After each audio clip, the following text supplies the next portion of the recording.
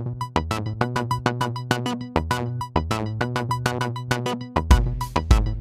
Machine लगाऊंगा, इस side से आलू घुसेगा, उस साइड से सोना निकलेगा।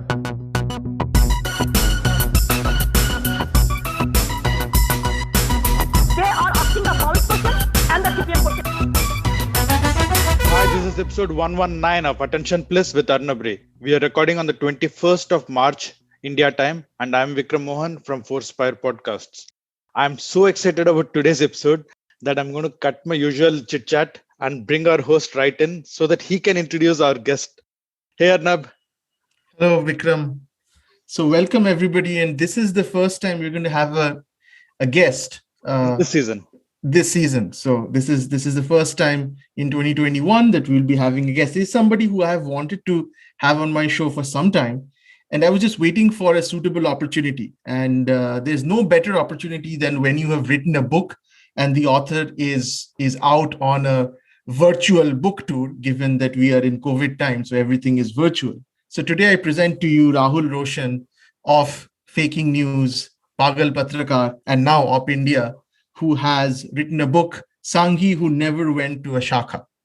So I've started reading the book. I'm about 23% into the book, and I will let, of course, Rahul speak to it because after all, it's his baby. But what I understand, and I might be wrong, but let's see where it's going, is Rahul is trying to reclaim the word Sanghi back because, on Twitter, I think one of the easiest ways to stop anybody who's perceived to be right-wing is to call him a bhakt or a Sanghi. So whenever that happens, people immediately start defending themselves. Of course, I'm not a bhakt. Of course not. I'm not a Sanghi. And I think what Rahul is going here is he's trying to kind of reclaim that word that there is, that a Sanghi doesn't necessarily have to go to a shakha, and there is shakha, and there's nothing really wrong with that. So I will let Rahul speak to it, but I think that's where this book is going. I might be wrong. So Rahul, how is my understanding based on 23% of the book? First of all, thank you, Arnab and Vikram, for inviting me. And it's actually, I got to learn that I'm the first guest in this season. So thank you very much. It feels special, and I've been feeling special of late. When you complete your first book and you get some good feedback, some praises, and obviously invites to like an acclaimed author like you yourself asking me to be here. So first of all, let me be done feeling good. Now coming to the book, I think the way you have put it is correct. It's not. I would say it's not the only reason or the only motive of writing my book, that to reclaim the word Sanghi. It was more about why I am not bothered anymore when you put labels on me. Whether it's Sanghi, Bhakt. Obviously, Sanghi is a placeholder, and there are so many labels that are thrown at you if you happen to disagree with a particular point of view. And why mince words? So basically the so-called left liberal point of view, which I believe is an oxymoron. The word left liberal itself is one of the most widely used oxymorons in the world. So whenever you have anything to offer which is in conflict or which is in not resonance with their point of view, rarely they would try to argue back, but they would put labels on you. And Sanghi happens to be one of those labels. And the book is about, why I'm no more bothered about that label, that even if you put that label, you can very well say that I'm trying to reclaim that label, that it was a maligned label. It was a label to signify someone who is obscurantist, who is violent in beliefs as well as perhaps in physical deeds, and someone who is unintellectual, and various myriad kinds of apparitions that you can think of when you think of the word Sanghi. So in a way, it's you are right that I'm trying to reclaim it. However, the book is more about, an ideological journey of an entire generation. And I believe, someone like you also could find a lot of resonance over there. So my story happens to be just a tool to talk about that change that this generation, born and brought up around 80s, have gone through, and why it took them such a long time, especially for someone like me, to be comfortable. I mean, not exactly comfortable, but to be not bothered about labels like Sanghi. As I myself have written in the book, especially in the introduction, that I was pretty much offended when I was branded as Sanghi sometime around 2012 on Twitter. And I blocked that person. And, it's been from 2012. Now we are like, 9 years, even though 9 years is a lot of, time in, I mean, in today's fast-paced environment. But still, that journey, I mean, still, and the book is not about just those 9 years, but what does it take? I mean, why did it happen that after thinking that label, thinking that word as a pejorative, as an insult, as a character assassination, actually, that's what I have written, why I have happily adopted it. So the book is about that. I think it won't be inaccurate at all to say that I'm trying to reclaim the word, but it's not about just that one word. Obviously, it's a placeholder. Sanghi it just happens to be one of those various words and labels that are thrown at you. Absolutely. So again, I've always found this to be intensely amusing that, for instance, what's the worst that you can call somebody who's even worse than Sanghi is to call somebody a Nazi, right? Right. Now, consider calling somebody a Nazi, and what is the counter label that somebody can apply? It's you're a communist. But there is, given the fact that Nazis and communists killed about the same number of people, perhaps even more. The communists and the Nazis actually were allied in World War II before the Nazis attacked communism. Why is it that one of them, people proudly declare themselves to be communists, but nobody, even the Nazis, don't usually declare themselves as Nazis?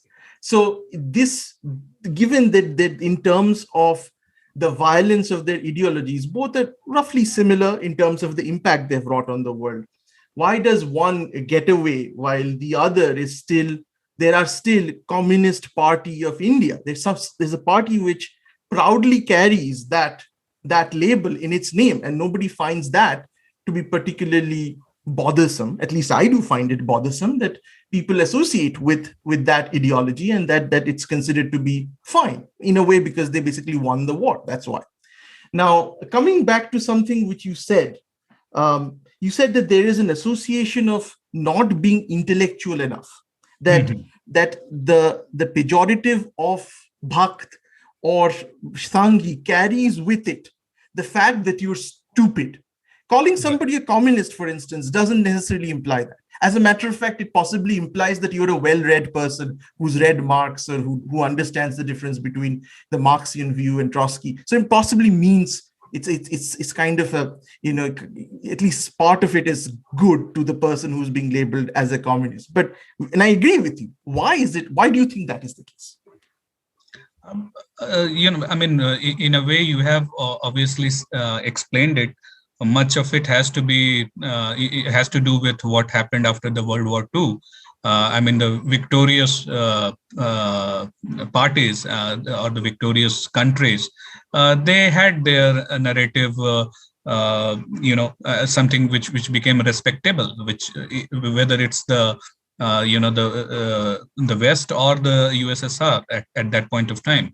So communism obviously didn't become a bad word because it was associated with victorious parties. It was associated with someone who could control half of the world, and at one point of time it looked like they might control the entire world. So when you have so much of power, when you have so much of influence, obviously you would control the narrative as well. And you are absolutely right. This is so this should be such a common knowledge, but I think it's still beyond a few circles. It's still not a common knowledge that say the Nazis and the communists were allies for a long period of time. In fact, Nazis in themselves, it means nationalist socialists, right? So they were in a way half communist themselves. Obviously, they killed communists, but the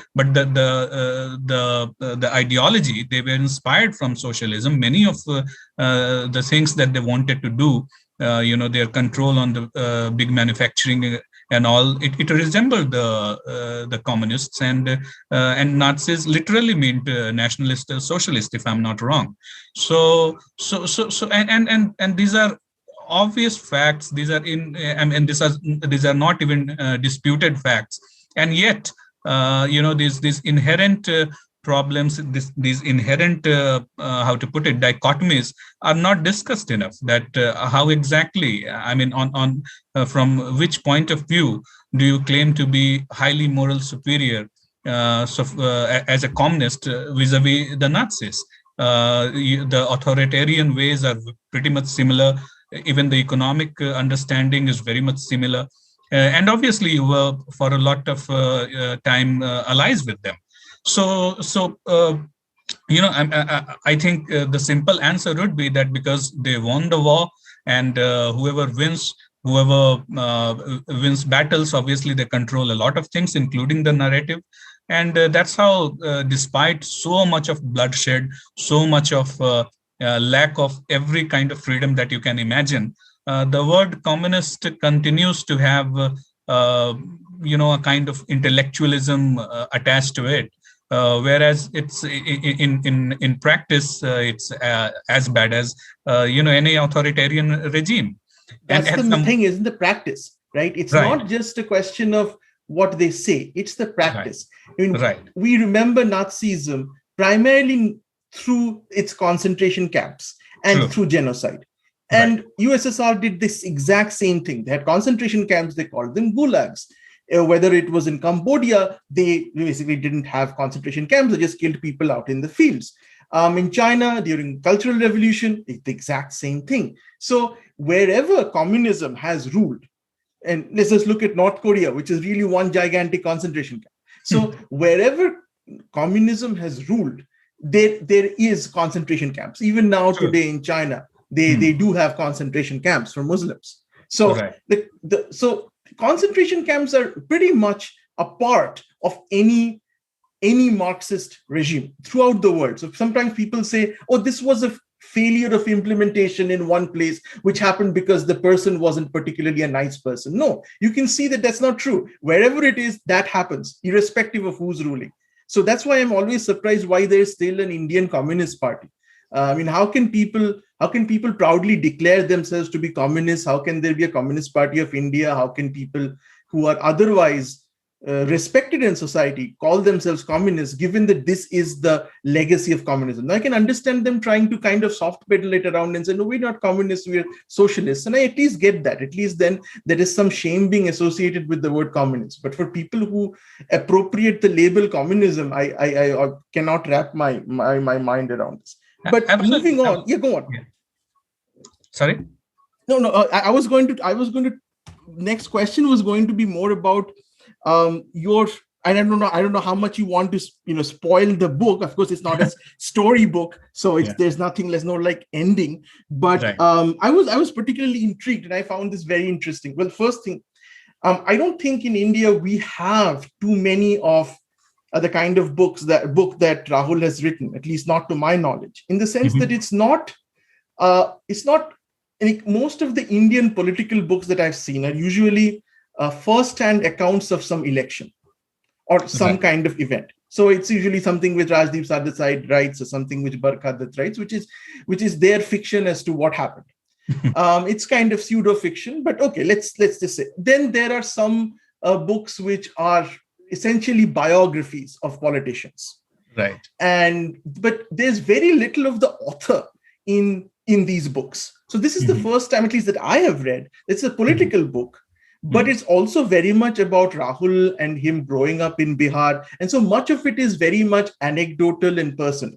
So that, I believe, is unique. This kind of political writing exists in the US. There are a lot of books like this, but I haven't seen this in India so far. So I think this is fairly new and refreshing. So Rahul, was this something which you intentionally wanted to do? Have you been thinking of writing this book for a long time? So tell me a little bit about the genesis of this book.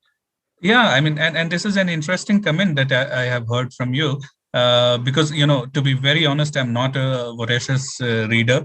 I'm not exactly a literary guy, even though now with a book in my name, I can claim to be. But, so I would take your comments, on the face value, because to be honest, I am not pretty much aware, because my canvas of reading is not that wide. And in some way many people have said that perhaps it helps you, that you are not bound by some preconceived ideas of how a book should be written, and or how the narrative should be. So first of all, I'm again, as I started in the podcast, again I'm happy that to hear this observation. Now the genesis of the book clearly was, in the when I'm talking about, say, 2012 to 2000, say 18 19 duration, where I almost take a complete from, I won't really say from one end of ideological spectrum to another, but say from being a nice neutral, which I don't believe anymore, kind of a person, to being very vocal and partisan in a way. So while this transformation was happening, many people, in public as well as in private, would ask me that, why is it so? I mean, and the answers, or the questions would range from inquisitive to very insulting also. Like, Modi से पैसा मिला क्या, तेरे को BJP दे रहा है क्या, से लेकर के, say nice, well-meaning folks telling that, dude, you were, nice, satire writing, joke cracking guy. Why now become something like this, where you are always talking about politics, politics, politics? So a lot of these questions, either I could have, I could have blocked the insulting ones, in which I obviously did, or so far as the well-meaning folks are concerned, I could have had a nice private conversation with them, that okay, this is what I believe changed me. But I thought that, well, this is not something just about me. There were a lot of people, especially on Twitter, and I think you are also decently active on Twitter. You can also, I think, very easily put 4 5 popular handles, very easily, that who were like not much too much invested in, say, BJP or Hindutva ideology, and we were just cracking jokes and all that. But now they have taken that. Tone where they are very vocal, very outspoken about the beliefs.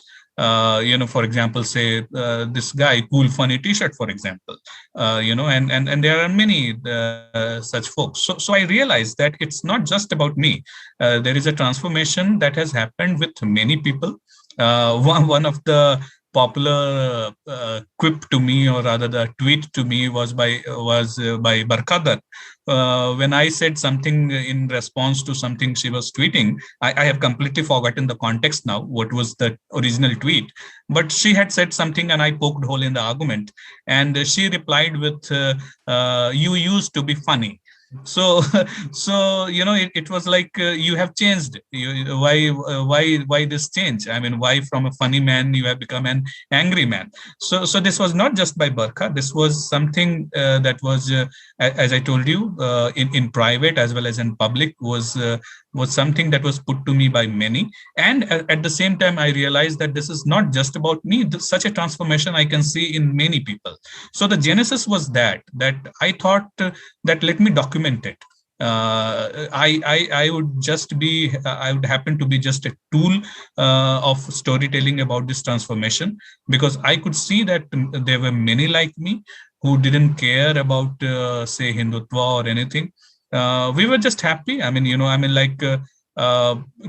I would not be dishonest and say that we didn't, like me or anyone else, didn't support Narendra Modi in 2014. Yes, we did. But we had absolutely no plans of becoming a flag holding supporter of Narendra Modi or BJP afterward. But things happened, and within almost like 2-3 years, one became vocal, and it was not just about me. So the genesis was that. So why do you think they became vocal? This is an interesting point. Why do you think that a number of people who might have had their biases, but their biases were not very open? Maybe either they self-censored themselves, maybe the biases were already there, but they just didn't reveal that part of themselves, or to quote a narrative that is very popular, Modi came and radicalized them. So, So that's the thing, right? Everything was perfectly fine. And then suddenly Modi got elected, and suddenly inside everybody, like the Smigol, the other guy, came out, and they were perfectly fine before that. So which one do you think? No, there are many categories of people. One the way you have put that the biases, or whatever you call that, rather every bias at the core of it is an ideological belief in some sense. So either those beliefs already existed, and due to Modi coming to power, and due to him, in a way, to use the liberal word, creating a safe space, people started speaking those things. One is that category. However, in my case, and in many cases, I would believe, I don't fall in that category. And this is where I, because you have read only the first 23%, as you have put, it's the almost the last 23 or the last 30% of the book that explores this transformation. This kind of not exactly sudden, but from being a neutral, observant kind of a person to a very vocal and partisan person. So that's kind of covered in the last bit of the book. So that's explained.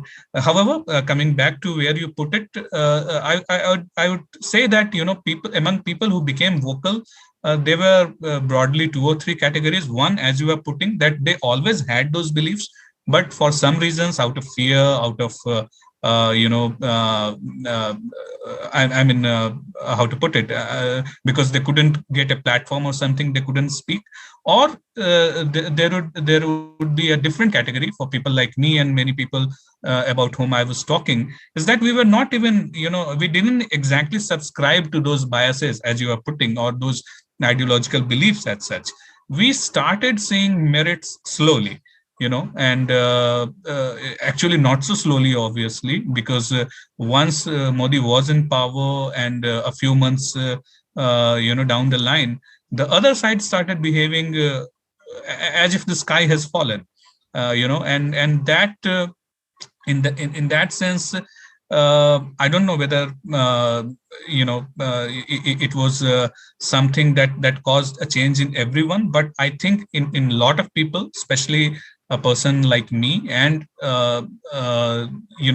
those lot whom I believe would find resonance with my story, we that thing had got a lot to do why we became vocal, because we could sense that something is not wrong. That this whole idea of sky being fallen, this whole idea of India not being the great country that it was anymore, that was not going to stick with us.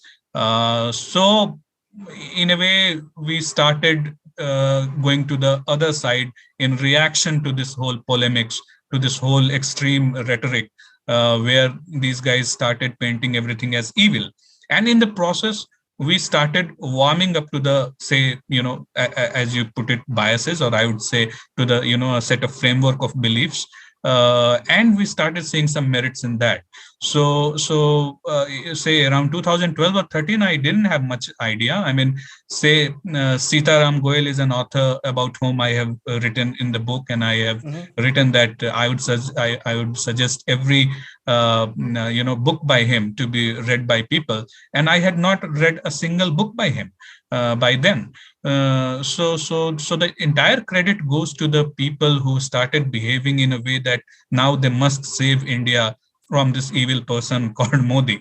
So it was more about that. Those beliefs and biases in my case, and in people like me, and I believe they are substantial, that didn't exist. So these guys helped us discover those. These guys helped us read things, actually.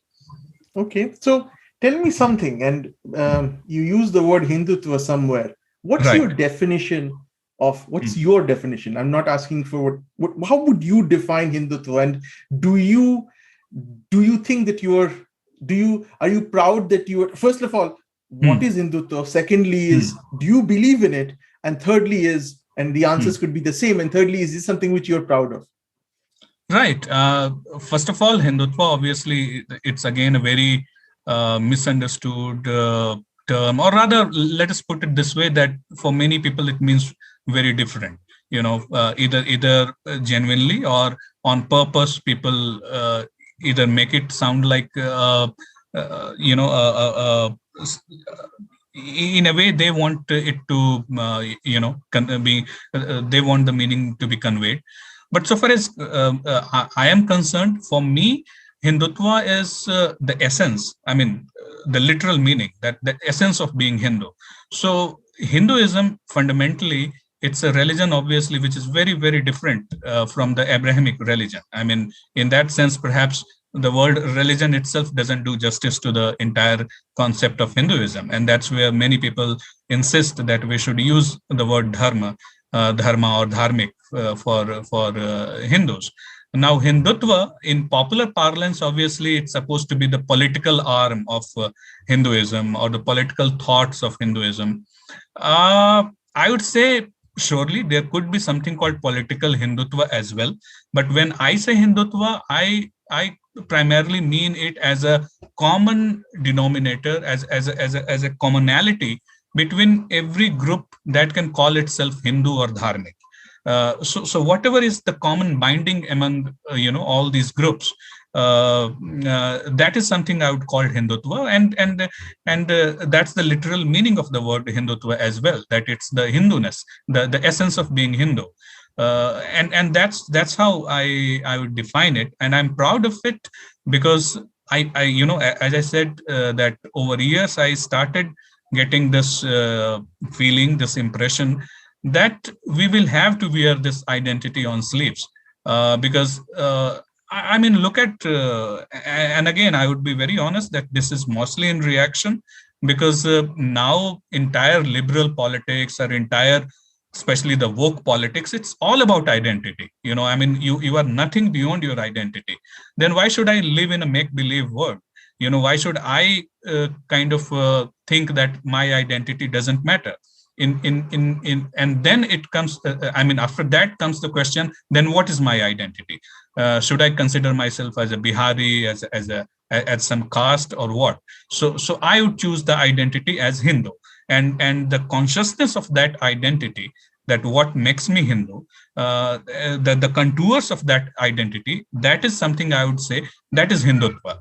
Obviously, politics could be part of it, but it's not codified, unlike, say, an Islamist or Islamism that you can put in, where it's very evident that what is political Islam. So it takes inspirations from these particular verses of Quran. So you are very much clear what is political Islam. But what is political Hinduism, you cannot say, whether does it seek inspiration from some verses of Gita or some verses of Manusmriti or what? I mean, this is so we are again getting into a territory which is not well defined, and people can claim anything, misrepresent anything. So when I say Hindutva, it's not about political aspect of it, which is well defined, but obviously it's very political, and the political part of it is that you are aware of the identity, and you are not only aware, you are aware of why this identity is important and why it's relevant in current times.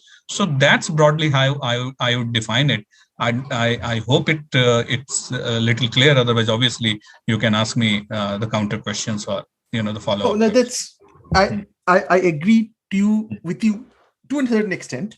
Mm-hmm. For me, and again, I don't want to expand on this too much because then there goes the material for my book. But but for me, the Hinduism is, at least to me, is not a religion. Now, this is a very controversial statement because there is, like, the moment you say it, it presumes that you're saying that Hinduism is somewhat lesser than everybody else. That it's like saying that Kolkata Knight Riders is not really an IPL franchise just because just because they suck. So this is not that. So to understand this, the Abrahamic religions, they have a very common framework. All of them work off a very common framework. And that common framework is the religion is transmitted by two ways. One, it is transmitted through traditions, but traditions are a minor part of these religions. The major part is a book which has certain which has certain, these are the right things and these are the wrong things. It also identifies a group of people who believe in it and who don't believe in it. So all of it basically has within it the elements to form a group. So there is a notion of group membership and there is a notion of group exclusion. That's why blasphemy is such a big deal. True. And that doesn't exist in Hinduism, because the difference between the quote unquote religion and Hinduism is purely based on tradition. So for me, my exposure to Hinduism is through the traditions that I saw growing up. And this is something which you cover in your book. You said that there were a lot of people in growing up that you saw who were casteist, but they weren't casteist because they read it somewhere or they were very religious. They were casteist because they were assholes. That's the reason why. Yeah. So for me, even if you look at the caste, if you look at the most casteist areas of India where casteism is still entrenched, it's not that people have read Manusmriti. This is where scholarship goes this is where scholarship on India is absolutely BS. Because people like to say, because they read Manusmriti, ergo they're casteist. Most of the casteist guys don't even know what Manusmriti is. So they think so because this is the way other religions work. Because in other religions, there is a canon that everybody reads. If you are an ISIS guy, you've definitely read it.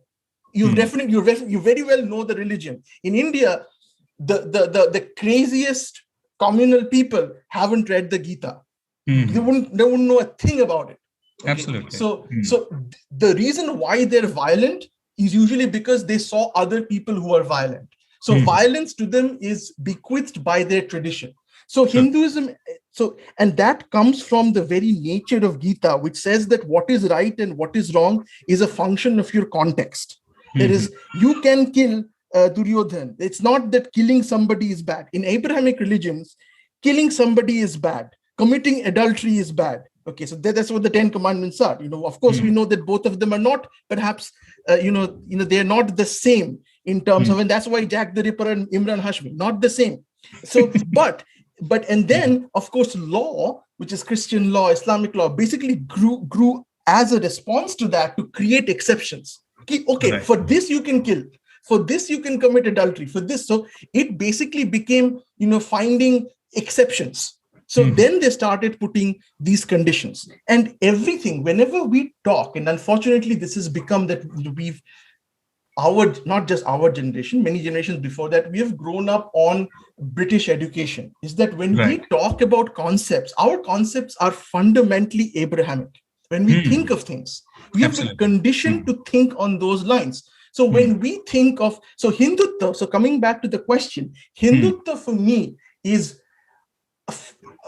not just this generation's, but the last few generations' attempt to kind of retrofit the other aspects of Abrahanism onto this tradition. It's to lock a system of, let's say cow worship. That's also not particularly common. Like, for instance, in Bengal, nobody really worships. You tell a Bengali he's not a Hindu, you'd get pissed. So it's not that Bengalis are not Hindus. That's why this is something which, again, when BJP tries to make its foray into Bengal, they come into conflict that Hindutva, the way it's defined, is foreign to Bengal. And that's why you'll see Mamata Banerjee saying, I'm a Brahmin. How dare they accuse me of being anti-Hindu? Because for her, whenever she sees a monkey, she stops her speech. There's a video where there's a monkey, she stops her speech and starts doing pranam to the monkey.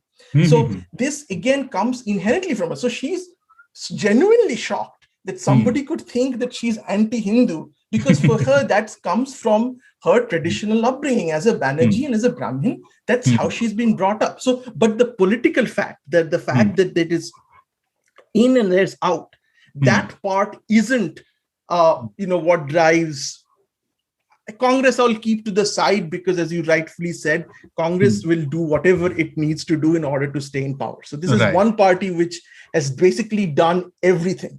It's done everything. So so I'm not even going to talk about Congressism, but coming to Hindutva is this political identity. Now, many it's a wrong thing. Go on. So the way you have obviously defined Hindutva is the political aspect of it, which again, and which is where I believe it gets a little messed up, because that part is confused as something which Hindutva is trying to bring it into the religion, quote unquote. So while I completely agree that it might look like cow worship or opposition to beef, these things are like very much Abrahamic in nature, where you are trying to fit say a broadly North Indian point of view onto the others, especially Hindi speaking point of view onto others. Normative things. Like for me, it's not important as to whether it's a cow or whether it's something else. It's certain norms on the lines of simple rules. If you eat a cow, you're not a Hindu. So these things were never there. Right. So that's where I was trying to somewhat kind of disagree or throw the another perspective, that I completely understand from where this criticism comes from, even from someone like you, who obviously is not a leftist or a communist. I mean, you are the earliest guy who resisted this label, something I have put in my book also. So to accuse you of being a communist, or in modern terms libtard, is obviously it's ridiculous. But I can completely appreciate where that criticism comes from. My submission would be that perhaps there is a confusion that what Hindutva is trying to do politically is being confused with what it perhaps is not at all trying to do in terms of religion. So when we say that no, beef eating has to be a non-negotiable, when I say we, obviously I mean the so-called Hindutvavadis, it's completely political. It's not because we are saying that it has to be part of the religion. I do understand that there could be many people who make it about like that, that it's now a blasphemy if you do it. But in my sense, I mean, the way I see it is that it doesn't matter. It doesn't matter what are the theological or spiritual justification of beef eating or against beef eating. But in the current times, and in the context of medieval times also, beef and cow slaughter is something that has been a common theme of subjugation of Hindus by the invaders. Whether and it has happened in every part. I'm sure perhaps even in Bengal, it would have been there that cow slaughter would have been done in public, by some invaders to instill some kind of fear or instill some kind of superiority, or a signal of now we are your rulers kind of thing. So I see the Hindutva camp coming from that point of view, that it's why the reason why we should reclaim this, the reason why we should make it non-negotiable, has a historical context, has a political context, rather than theological or spiritual context. So this is where I would try to justify, and at the same time I would try to give a clean sheet also, that they are not making it Abrahamic, but this is simply about politics, and this politics is divorced, is disjoint from from the spiritual or theological aspect, because very few people, when you start digging deep, very few of the Hindutva proponents would tell you that this needs to be done because so and so verses say somewhere. So this is where I would try to put that in context, that while I appreciate that it looks like making Hinduism or retrofitting, as you were saying, in the Abrahamic framework, perhaps it's the opposite. In political terms, surely, definitely, it is like rivaling them, and in that sense, obviously, when you try to rival them, you try to match their ways as well. So it could look like trying to become like Abrahamic, but it's only in the political term, not really in the theological term. That's how I would put it. Sure. So again, for me, what I was trying to say is that in Hinduism, there is no such theological apparatus, because we don't have, for instance, how do we experience religion? When we go to temples, it's not that the priest gives us a political lecture. It doesn't, the priest does not lecture us on our personal life. It doesn't lecture us on politics, but that's not the way an imam interacts with his flock, or a Christian priest interacts. It is very political. It is very, very personal. It is, they talk about, being a good person. They essentially enforce the edicts of the holy books and distill it down to what it means for you to live your daily life.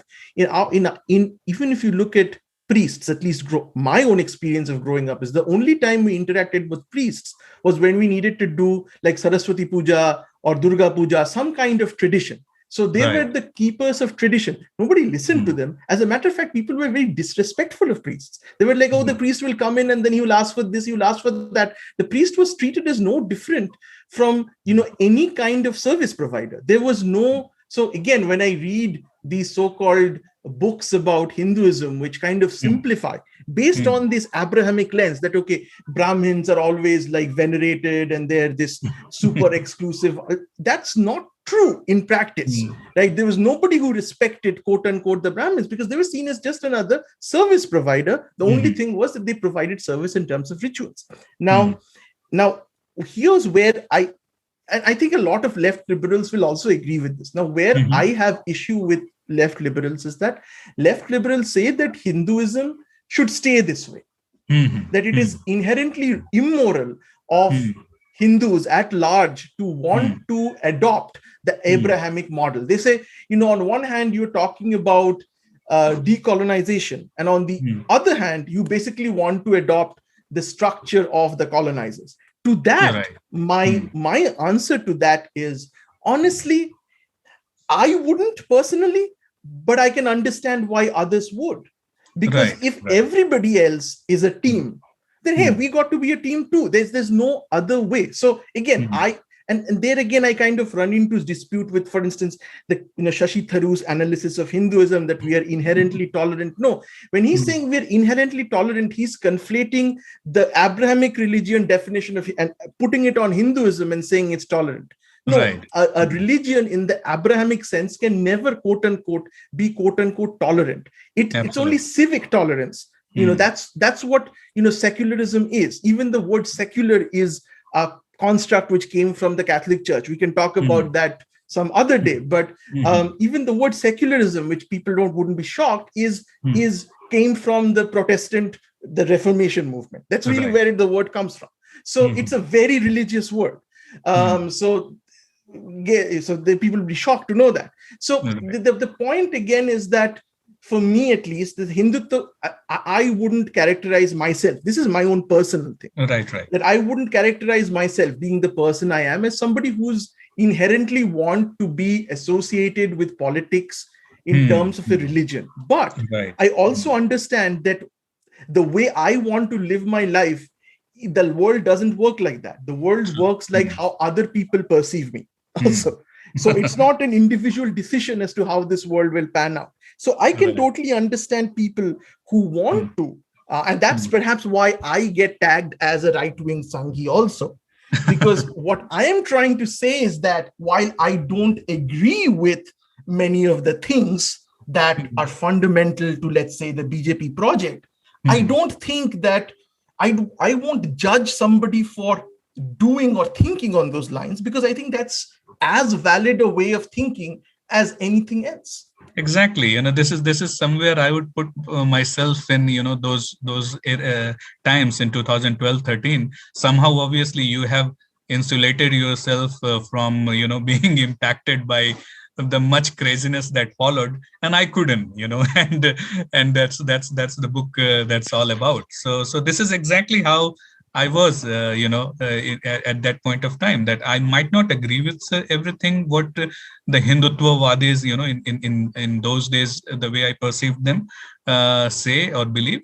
But they have a point, and they have a right to say that. They have a right to express that. They have a right to, ask for a space where their grievances are also heard and debated. This is what my position was as well. So right. So you could insulate yourself. I couldn't. So Right. right. Exactly. And one of the things that I usually, and this is definitely how I'll start my book off, is that see, when I grew up, I never liked Saurav Ganguly. I mean, he was not my favorite cricketer by far while growing up. I much liked Azharuddin. I much liked Sachin Tendulkar. Ganguly was boring. I mean, for me, he was no different in terms than Dravid. I had no emotional connect to him till I went to the US, and this was the first time when I was before that, I had only interacted with Bengalis in Bengal.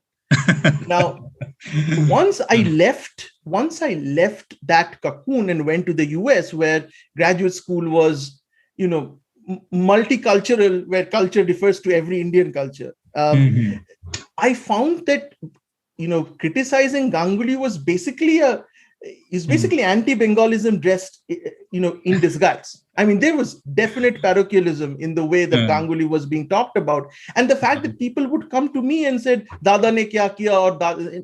So I kind of wondered, what the fuck, man? I mean, what do I have to do with Ganguly except the fact that I'm Bengali?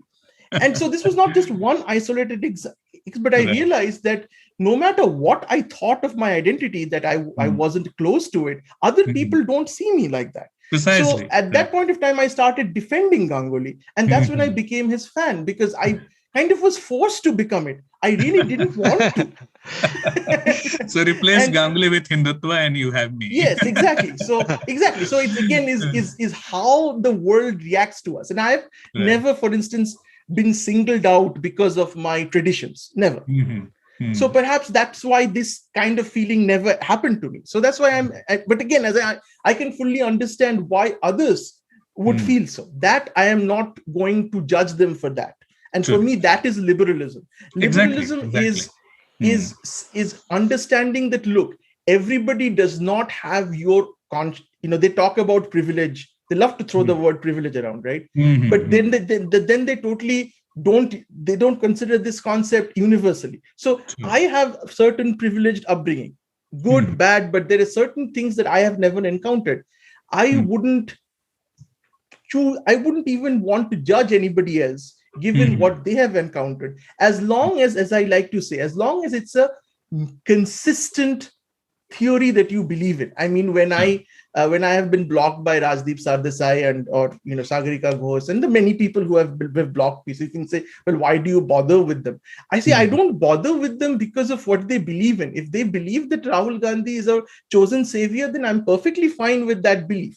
All that I'm trying to show is that they're inconsistent in their beliefs, that they have a set of principles which they change based on the person who is doing it. That to me is hypocrisy, and that is what I'm trying to call out. I have no beef with anybody who holds true with the consistent set of principles. I had a question for Rahul though. So Rahul, you use a lot of labels, right, in the book. I mean, right from the title itself. And in the first chapter, if I remember, you said that you don't mean these labels in the dictionary definition, but rather the way it is used in everyday life.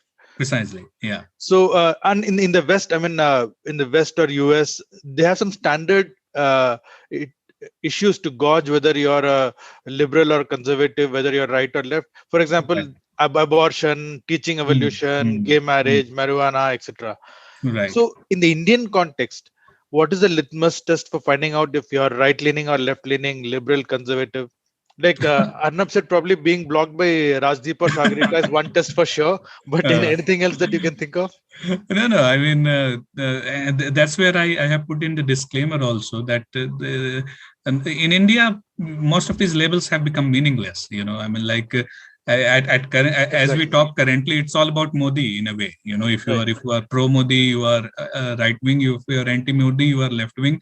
Doesn't matter what else principles you have, or whether you don't have any principles at all, as Arnab said, and something which I have put in my book also, that how they appeared. When I say they, the liberals within quotes, they kept on changing their principles. They kept on shifting the goalposts. So in so far as those labels or those frameworks are concerned, they have been rendered meaningless in India by the political narrative.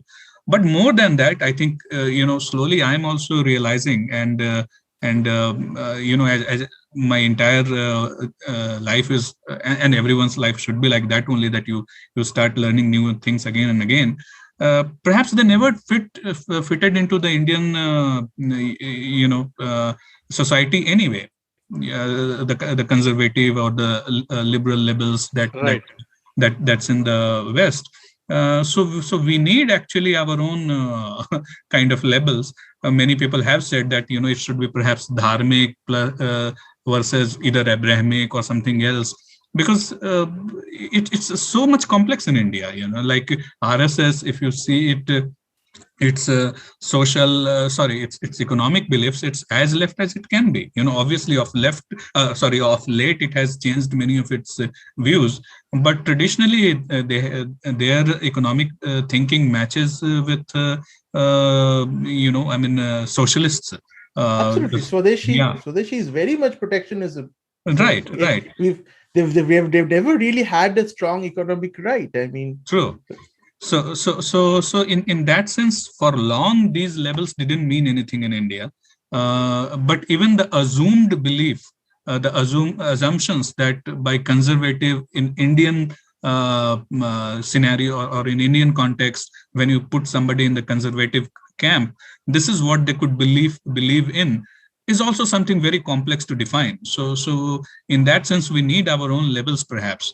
But yeah, in the book, obviously, I have put in the way normally it will be used in the parlance, that when you say liberal, obviously you, in essence, in practice, you are dealing with one of the most illiberal set. But fine, I have addressed them as liberals, because as I put in the introduction of the book, that I cannot be putting a disclaimer or a double quote every time. Then the typography becomes very ugly. So yes, I mean, just think of the word conservative and liberal. Like, who would want to be a conservative? I mean, the word conservative automatically brings up this stiff-necked uncle sitting on the bench and with coughing all the time and pissed off at the world, who considers choli ke piche kya hai to be bad culture. That's conservative, right? But and a liberal is a fun-loving, proud conservatives, progressive, liberal. I mean, who wouldn't want to be a progressive? Who wouldn't want the world to progress? And the opposite of a progressive is a regressive person. So as I had written once at Swaraj, this is the greatest semantic heist ever pulled. So if you can take these words for yourself, anybody who disagrees with you is automatically, that person is automatically damned with the not of those labels, and they're terrible. Like so calling yourself Antifa. You can't be anti-Antifa. Exactly. You can't be anti-Antifa. So you're a fascist then, right?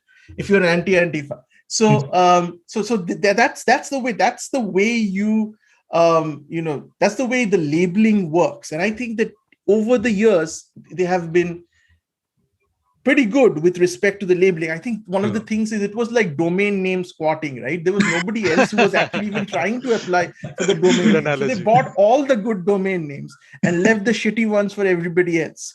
So it kind of makes sense. But you're talking about this whole Hindutva thing. I mean, now you have I've been reading that even Aam Aadmi Party is now being accused of being soft Hindutva. Now, before that, it was BJP was soft Hindutva. Now, under Yogi, it's hard Hindutva.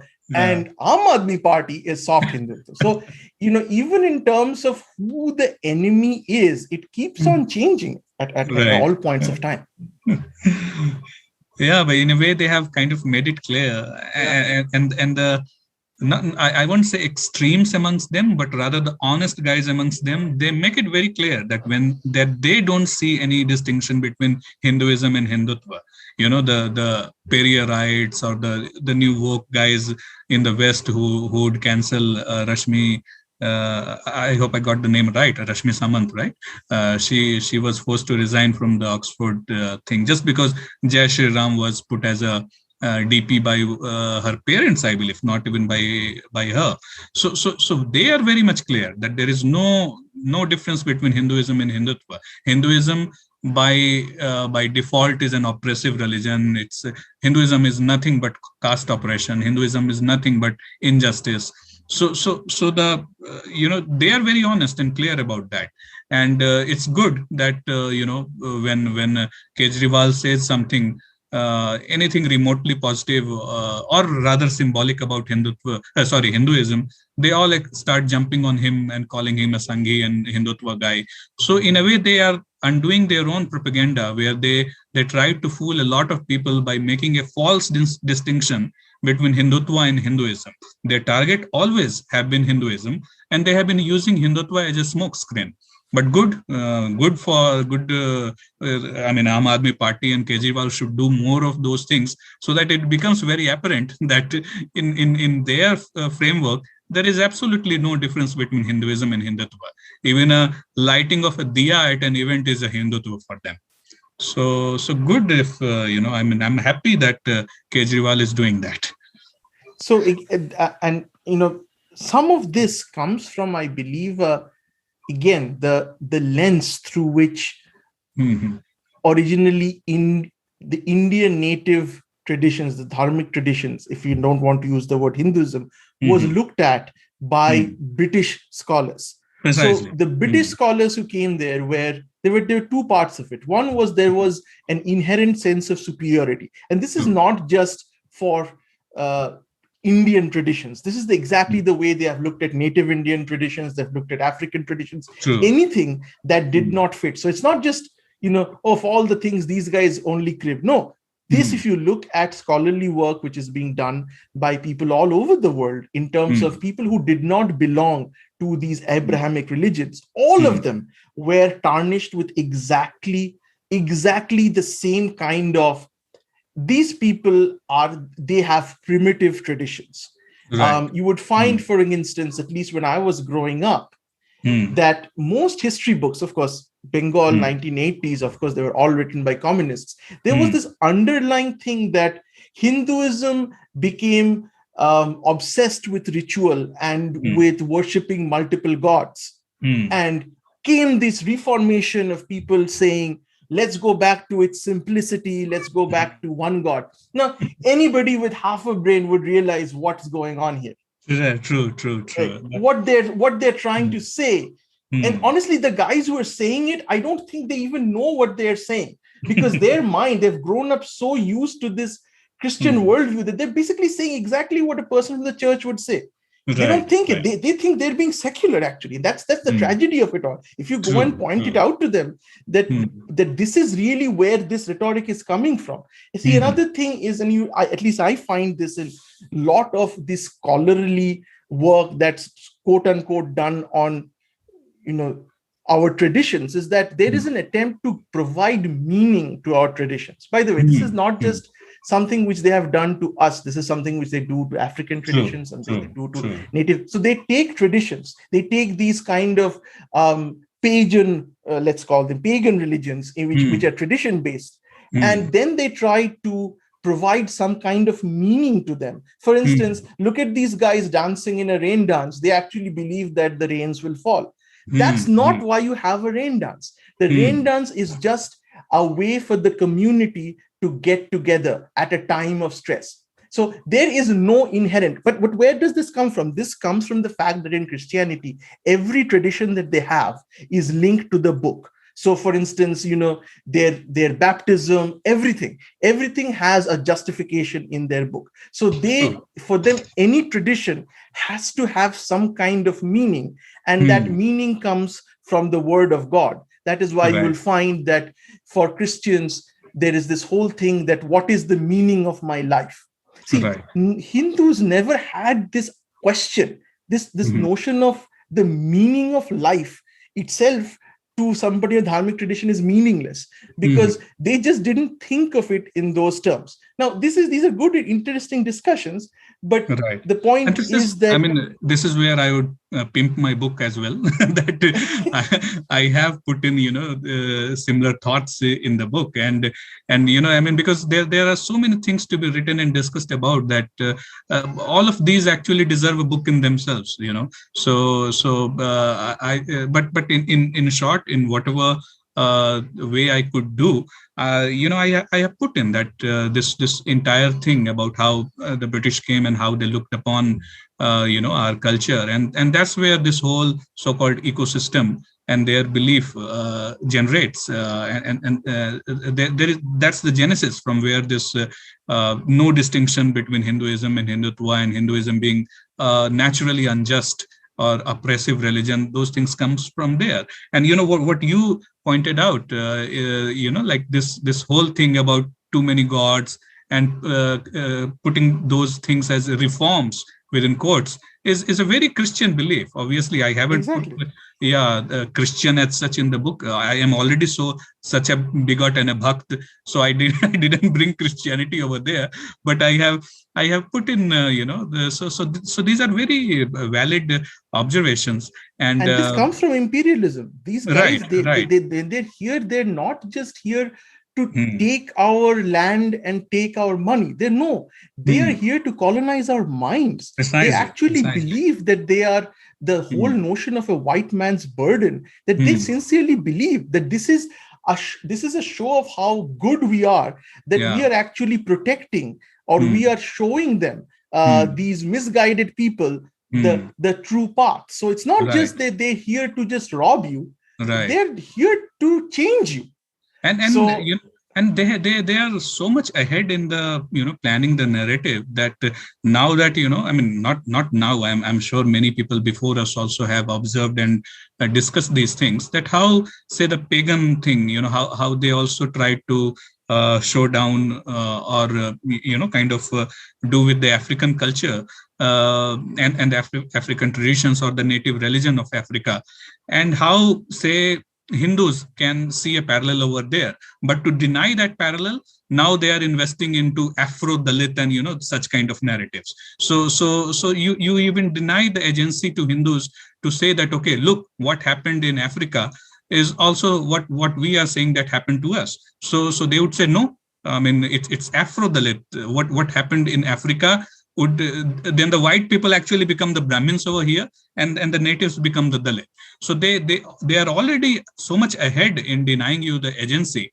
I mean, long back I had read this book, Things Fall Apart by Chinua Achebe, and the things written over there, they would match whatever happened with Hindus when the British came, and how the kind of not exactly hatred, but disrespect for your own ways, a disbelief in your native religion, how those are seeded, and how those things get seeded very automatically in a very practical way. We Hindus can very much easily relate to that. But to deny that agency, you already have Afro-Dalit and such kind of things. So it's a very complex narrative war going on. Let's see where I mean, this is where obviously whatever little we can do, we are trying. So what next? So is this is there going to be another book, or is this the end? I mean, what are your plans right now? I mean, this is something I actually don't plan too much in advance. Writing a book obviously was something that I wanted to do, and some good. How long did it take you to write this?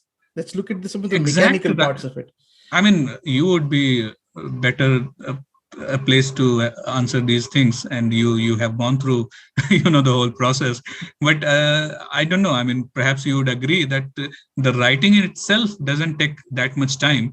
But getting that discipline, getting that flow, those things take time. I mean, like I wasted almost 2 or 3 months trying to figure out which time suits me more to write. Because I couldn't have written during the daytime. You are always getting distracted, or I have a business to run also, rather a website to run. So if somebody from OpIndia is asking, okay, should this be done or not, I have to be there to respond and all that. So I couldn't have written during the daytime. So should I write in the late night? Should I wake up in the early and start writing? So almost 2-3 months went into, I could hardly write 5,000 words, and I kept on trying that. Okay, let me try this time, or let me try that time. But yeah, once that discipline, once that discovery was there, that this is the time, this is the routine that suits me. I think exact writing took me maybe around 4-5 months, not more than that. Yeah, but the entire process took more than a year, actually, or maybe almost 2 years, I would say. Not 2 years, 1.5 years maybe. Yeah. Okay. So I don't know if it matches your, especially your, experience with your first book, or maybe you were always disciplined. But getting that discipline and flow was the biggest challenge for me. So for me, it takes much longer to write a book. To be honest, I would never be able to finish a book within 4 to 5 months. Okay. I mean, the current book that I'm working on, which is non-fiction, cybersecurity, it's been taking me more than 3.5 years now to finish this book. So I mean, that's an exception. I mean, there is a certain. There must be many things to be researched, I believe. Yes, there's a lot of things to be researched. Things change while I'm writing it. Right. And the amount of scrutiny that I have subjected to means that there's just a gazillion number of things to fix. And it's not like you're writing about, like, for instance, it's not just a question of line edits, but that's an outlier. I would say it takes me about a year or 2 years to write a book like a Sultan of Delhi. Again, I also have a day job, so of course. But you talked about OpIndia, and I wanted to talk to you about OpIndia, since I'm always. OpIndia is, how should I put it? Can we agree that it's a controversial website? In terms of like, as a neutral observer, of course, it is definitely. It definitely is not neutral, and I think you would be the first person who will agree with me. So tell me a little bit about OpIndia, how it started, and I think the question that everybody wants to know, which evil capitalist is funding you? No, see, it started. It didn't start with the aim of becoming so-called controversial. Obviously, I won't say it's controversial, but we are in a zone where you can either love us or hate us. So perhaps that's how controversial people are also. That either you would love them or hate them. You just can't ignore them. So that's where it is currently. But you talk about the genesis. It didn't start with that kind of an image that this is where we want to be. Although I haven't dwelled upon this much in the book, which is where I've talked about it in the podcast rather. Because it was more of it's in a way linked to what I have written in my book, and it's a part of my personal journey. But I didn't put it in the book because it's more of a personal thing rather than an ideological journey as such. So it when I was getting frustrated in Network 18, so the background is that once Modi won. And I think within 3 or 4 months, Network 18 was acquired by Reliance. And for everyone else, it was like, okay, evil Modi using Reliance to capture media, which obviously was bullshit. Reliance already had a lot of influence, a lot of control through indirect funding. In fact, even direct funding, but on Network 18. And the same media guys would say that Reliance Ambani तो कहता है कि मेरे एक pocket में कांग्रेस है और एक पॉकेट में BJP. So if somebody is already controlling everything, why would he want one media organization? So I think even you would agree that was just a narrative building process कि Reliance ने acquire कर लिया तो ये media पे हमला है. It was a vanity buying, to be honest, by Reliance. I mean, like they gave some money to the conglomerate. They could not use it. I mean, they could not return it. So they had a right and they exercised it. It's like buying Arjun Tendulkar. Yes. Okay, I have been a little bit out of touch with cricket in the last 1.5 years, but I would, I mean, I'll take your wisdom for it, and might be something like that only. So right. So once Reliance came into the picture, obviously they had much bigger issue to solve initially. I mean, every merger and acquisition is messy. So entire top management was gone, and whether they have to continue with the partnership with CNN, and those things were those decisions were being taken, and the decision making was painfully slow. Maybe Reliance didn't bother. I mean, it was keeping the entire media group running just like that was loose change for them. They were not in a hurry. But for someone like me, every passing week, every passing month, I was getting frustrated that nothing is happening. Now, whether it was due to the top management being busy with merger and acquisition process, or whether I was given a गोली जहाँ की वो उनको invest नहीं करना, फिर भी मेरे को कह दिया नहीं अभी नए बॉस आएंगे, ये होगा तब कोई नया इन्वेस्टमेंट डिसीजन लिया जाएगा. So, but I was getting frustrated. Fake news was not being invested upon into, and खाली दिमाग शैतान का घर. So I thought that okay, what else could be there? Now I couldn't have started something while being a Network 18 employee, but I could have thought about what else, what other products could be. And it actually was started by my brother, who is, after very few months of starting, is no more at all involved in it. So original idea of OpIndia was actually to be the way First Post was when it began. Conversational and not afraid to take stands. However, right from the beginning, we were very clear that while First Post, even though it was branded as Sanghi, something which I have written in my book, it used to carry all kind of articles. But no, right, I didn't know First Post was ever considered to be Sanghi. Yeah, because Jaggi, I mean, that's enough, because Jaggi had a soft corner for Modi, and I think before 2014, he had written also an article on why he considers him the right candidate for top job. That was enough for First Post to be branded Sanghi. Obviously, you maybe you were in a circle which was saner, but me being in media and me, I heard from many people right in 2013-14 itself that First Post wo to Sanghi hai. So that's the kind of labels they throw. So right, you are absolutely right that in essence, in practice, in principle, First Post was never a Sanghi. It used to carry all kind of articles. However, when I thought of OpIndia, and obviously my brother started it, we had a thought that while its character could be like First Post was to start with, we would have a decided ideological slant. Why we decided, I don't know. It could be because we thought that the other side is becoming more and more vocal, so doing something similar could help us. So that's how it started. Then obviously I had a job to do. My brother, whom I'm talking about, he is a professor at IIM Udaipur. He couldn't have run it full time, so I got these two guys from Twitter involved, Boy Blunder and Bhaksala. I mean, he runs Rahul Raj.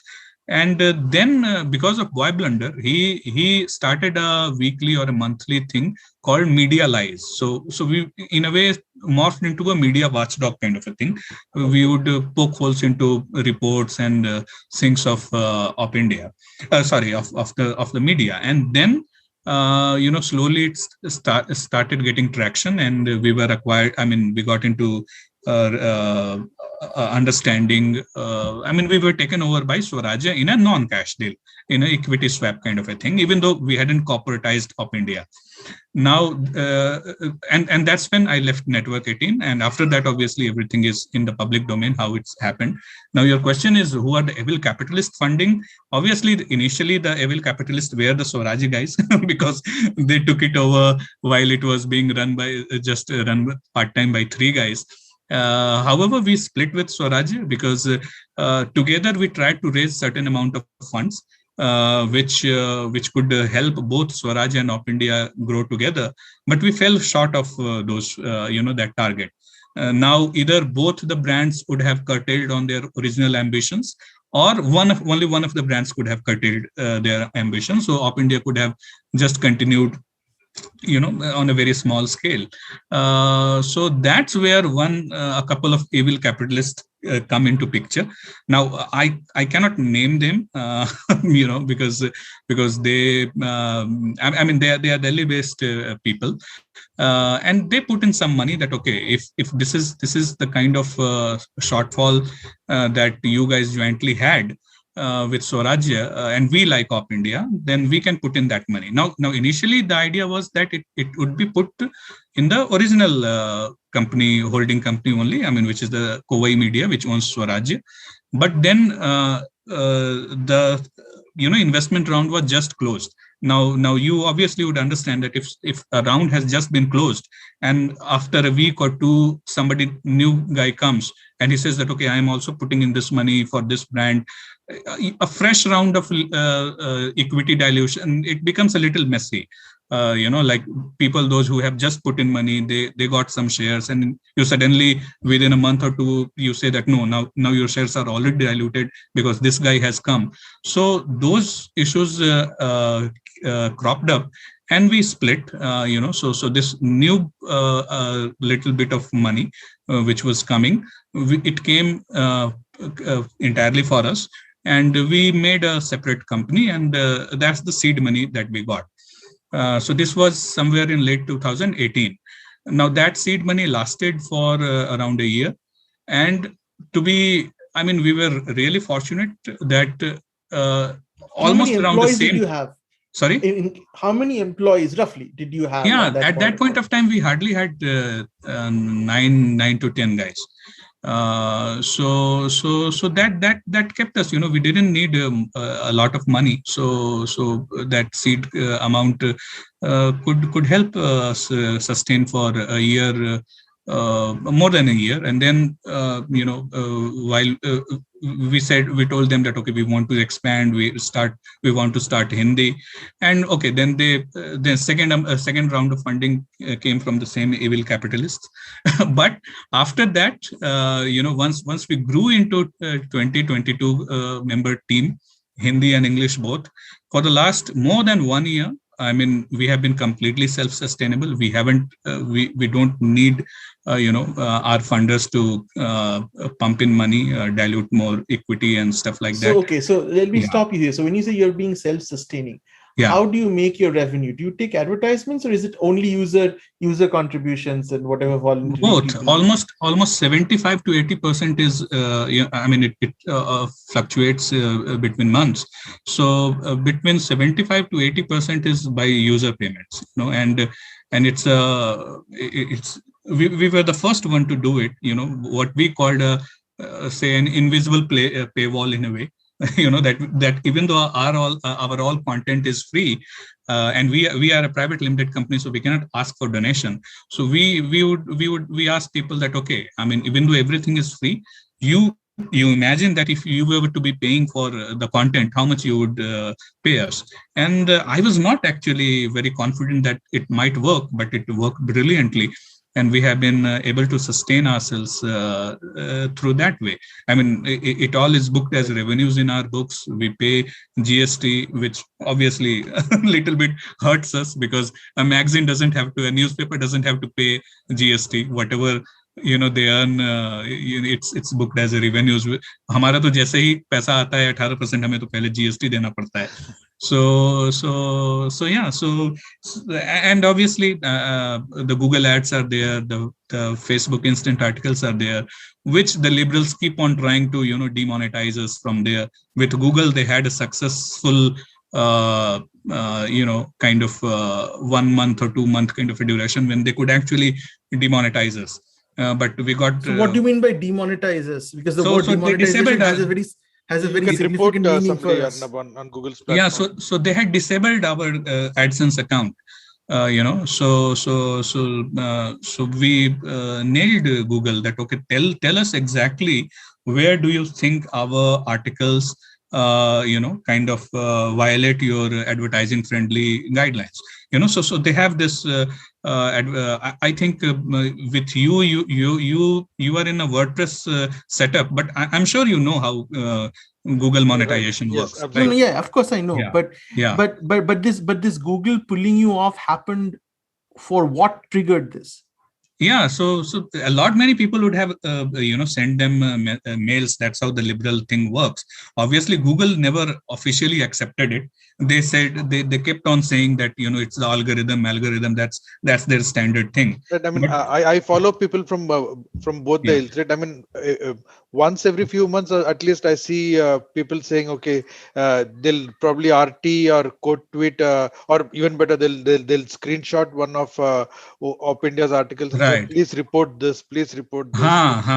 So it has to be mass reporting. Obviously, Google never officially accepted that it was a result of mass reporting.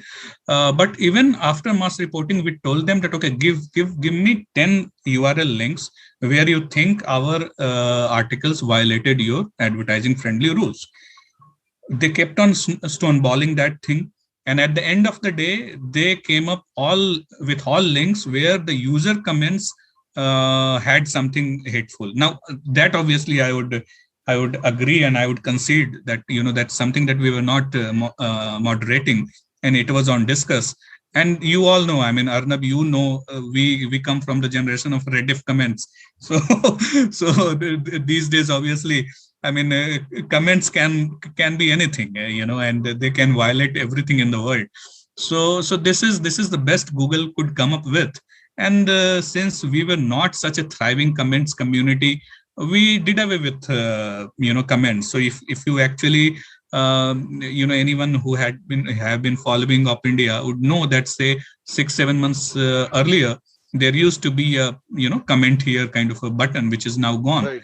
So we decided that we are not going to let Google get away with any excuse. I mean, I know that they have done it under pressure, but when being nailed, that's all they could come up with, that it's the user comments where a lot of hateful things are there. And we were not the first outlet to be penalized for user comments. I think in US or in UK, I think in US, there is this website called The Federalist. They had also demonetized them, saying that the user comments are hateful. I don't know what The Federalist did, but we decided that okay, we are not going to get into too much of to and fro and passive aggressive with Google. And so Google reinstated your Right after after we did away with the user comments, they reinstated us. At the same time, we have taken a conscious decision that 1, 2, or 3 of the articles where, say, even an Arnab can find controversial, we don't put Google ads on those articles at all. So because our mainstay anyway is people paying, not Google paying us. So consciously, we wherever we think we are pushing the boundaries, we don't put the ads. Or we have asked Google that okay, these particular articles you can demonetize. We don't. We are not much bothered, but you cannot demonetize the entire website. So that's how it is. But yeah, 75 to 80% in good months. It's 80% when it's people who pay us, and that's how we have been sustaining. Now, obviously, the Rahul, next you left out help Rahul. Sorry. Help Rahul. No. That's a joke, and actually, people still end up sending 1 or 2 rupees in, not daily, obviously, but yeah, anything if anything substantial comes, either Ambani has never sent any money through that.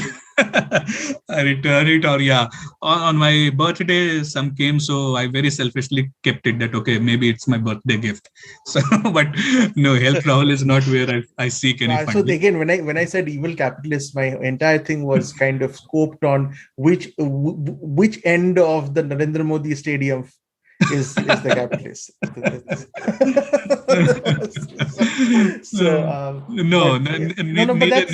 Neither end, that I can assure you. So that's interesting to know. So again, I've always been interested in this whole notion of essentially user contributions, but just I see News Laundry, which I guess also started as something of a media critique site, but of course, but one of the things which I think News Laundry does, and is this something which OpIndia wants to do, is to do some kind of ground reporting. Most of what you see is commenting, right? It's mostly news commentary. For instance, now News Laundry they've sent Manisha has gone to Bengal and they're covering the elections on the ground. So is there any plan for OpIndia to do something similar? Yeah, sure. That's where obviously we are looking at partnering with people, or even if it means we finally after 2 years we might have to ask our funders ki chalo ek round aur dal do ya jo bhi hoga. Now we do want to do it. We don't want to dilute what we already are doing, no matter how controversial or whatever we might look like. But there are these things which are valuable that we definitely want to do. Ground reporting is one of those. Maybe coming up with more variety of content, maybe coming up with a sister brand. Who knows if we can get that many resources. But ground reporting is one thing that we do value, and we cannot ignore it at all. A little bit of it is already happening in Bengal election. Nupur did go to Nandigram and she wrote what she thinks might happen over there. And then we have partnered with one small media startup only, and with them we would try to bring some ground reports. But in future, we want to make it a regular feature.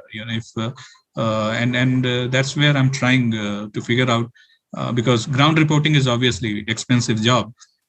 So how we cover it, that business aspect, obviously, that's my headache, and I'm trying to solve. And so is Nitin still affiliated with OpIndia? I don't. Sorry, who? And Nitin Rivaldo. Nitin Gupta. No, he was never affiliated, or he did a couple of very videos. Popular videos on Rafale and those things. Exactly, yeah. So he is a well-wisher. Obviously, he is a good friend of mine, but he is not affiliated to OpIndia as such. Okay. We might partner again. He doesn't obviously charge for his appearances or anything. I, along with him, work on the scripts. And because he has very good screen presence and very good way of delivering, so that works. And obviously he has his own audience which he can bring. So we partner with that. It's actually even non-commercial. He doesn't take money for that. He's probably the only quote unquote right cleaning comedian, right? Yeah, in a way you can say that, right? So here's a question that everybody has about OpIndia. So I'll just bring it out since it's no holds barred. So the what people hint, they say it, is that you're affiliated with the BJP, that you're essentially a web presence of the BJP, or if not BJP, then at least specific sections of the BJP. So how would you react to that? I'm sure you've heard this. So what's your response to that? No, first of all, subjective criticism I have become immune to right from the faking news days, after spending so many years on Twitter and on internet. So many things don't bother me. Whether it's valid or not, I would not even get into that. It's obviously true that because we took a stand that we are not ideologically neutral, it's obvious that we would be in favor of BJP, because at least this is the party that at least how to put it, maybe is pays lip service to the ideology that we say, whether or not, half of the times BJP supporters themselves are, kind of attacking BJP of not doing enough. So it's obvious that once we took that stand, and if tomorrow, say, if somebody in Congress says that, okay, Hindutva is good, we would be more than happy to help that person. So our primary commitment obviously is to the ideology, and it's only one party that talks about that ideology. So we would be obviously close to that party in that sense. So for its particular sections of the BJP, those are obviously those are grapevines and rumors, and it's a kind of perception that I cannot keep on fighting. That's not really true. Whoever, your personal equations or things, they work in myriad manners. As I said, even if somebody from Congress wants to have good relationship with us, and they don't treat Hindutva as an enemy, we are more than happy to even be close to them. Why not? So, so that would be half of it is obviously just made up things. But half of it obviously is truth, because we right from the beginning we said we are not neutral. So we obviously would lean one way. Well, thanks a lot for being on the show, Rahul. It was great talking to you. This was a lovely freewheeling discussion. It's great. And everybody, the book is out. It's available everywhere, right? At this point of time, online as well as in print. Right. Yeah, currently in print, obviously, I mean, the physical copies are only being delivered in India by Amazon, and I think even by others. But yeah, online, it's in almost every market. I mean, the Kindle version. And initial response has been good, and it's good to be, talking about it, being invited to such shows. So thanks a lot. Thanks a lot for coming. So everybody, once again, the book is Sanghi, Who Never Went to a Shakha by Rahul Roushan.